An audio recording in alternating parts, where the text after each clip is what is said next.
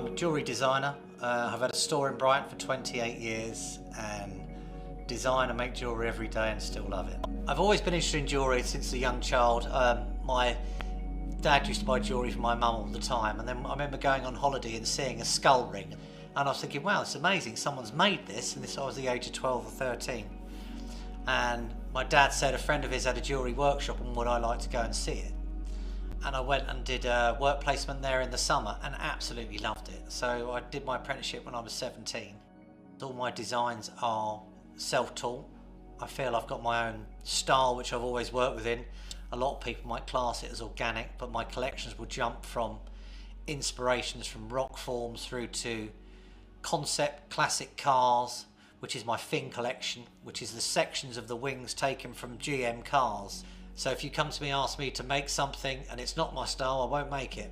I'd recommend you go to the person that works in that style, but I will create you something in my style. My collections tend to have a distinctive name to them, which is quite describing what the collections are. For example, carved, which is the carved style, wave, which is descriptive of what it is, lunar, which looks like the lunar surface, but then I've launched a new collection called moon, which looks like the moon basically. So I like to test the boundaries a bit. Jewellery should be aspirational, so you aspire to own one of these big pieces or one-off pieces I make, but you can still afford the small silver version of it. And for years I've always taken inherited jewellery or a piece of jewellery you don't like and remake it or redesign it and make something that's beautiful that you can wear. I mean, we inherit a piece of jewellery and it's not necessarily our style, but you've got gold there and you've got stones there, whatever. Bring it in and I'll come up with some ideas.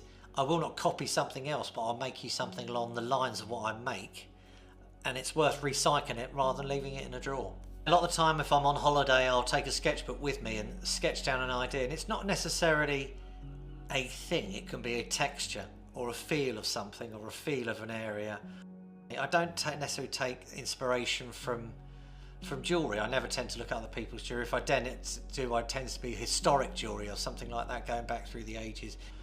It's endless what you can make in jewellery. It's just down to your imagination and your skill set really, but your skill set, my skill set, is improving all the time. I don't work in CAD. Everything is the old school way of making jewellery, using traditional tools. If you come into the store, you can see my workshop and see how it works. Worth a visit. I'm not your run-of-the-mill. We're not high street, and if that's what you're looking for, we're not the right place. But if you want something distinctive and unusual, then we're the place to go.